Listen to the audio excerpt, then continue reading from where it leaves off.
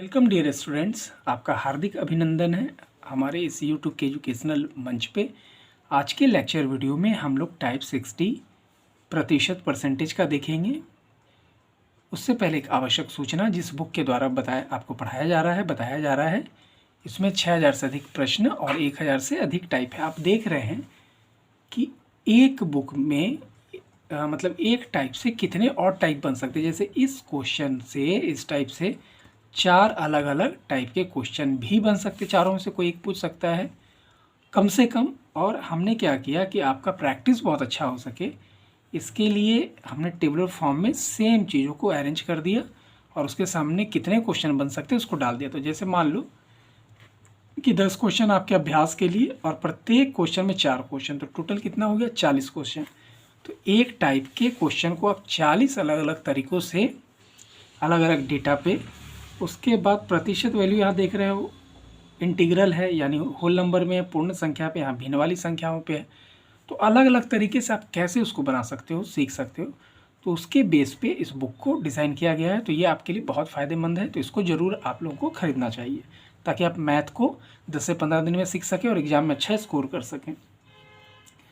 प्रश्न है, एक पुस्तकालय में 20% हिंदी की किताब, शेष का 50% अंग्रेजी की किताब एवं शेष का 30% उर्दू की किताब है।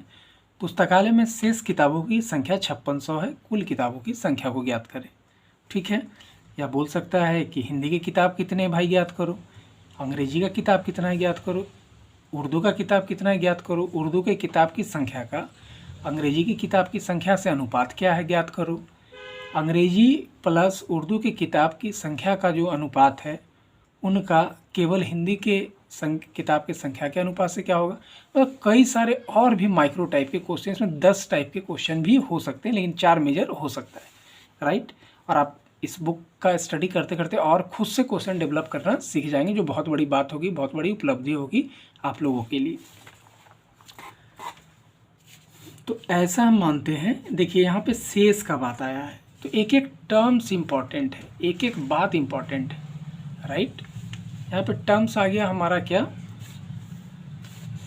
शेष।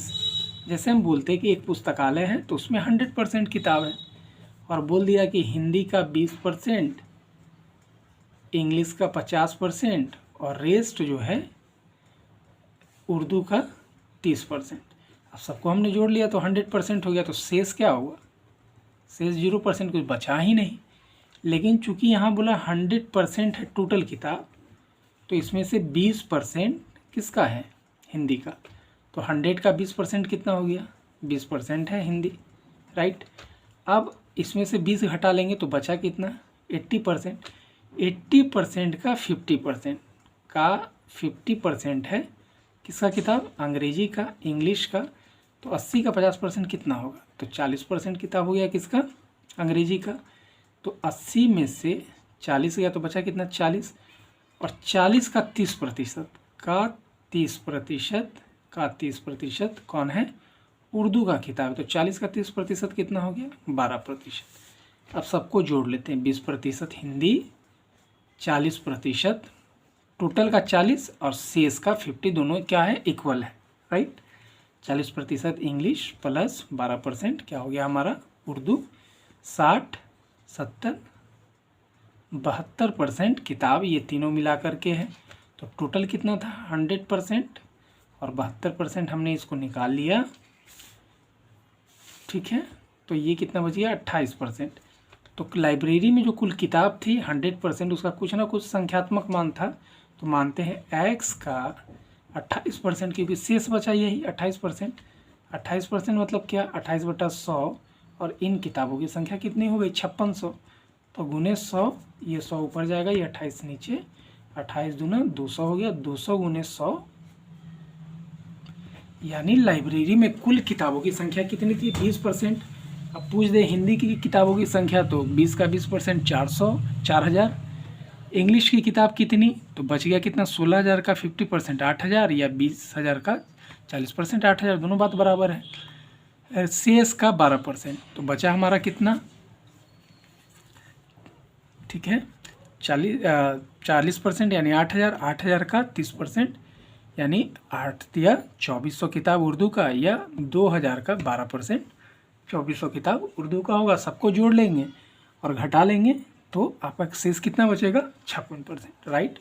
तो इस तरीके के प्रश्न में आपको ध्यान यही रखना है, शेष का मतलब क्या हुआ कि 100% में से जितना किताब हिंदी का था यानी 20% था, तो बच गया 80% शेष किताब। अब शेष का बोला 50% इंग्लिश का, तो 100 का ही 50% न हम लोग को नहीं लेना है, शेष जो बचेगा उसका 50%। तो 80 का 50% कितना हो जाएगा, राइट। 80% का 50%, 100/100 आप निकालेंगे इसको,